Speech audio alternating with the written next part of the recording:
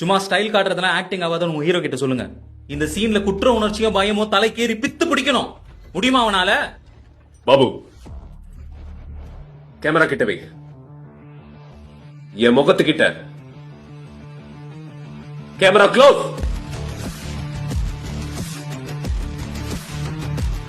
Role camera action.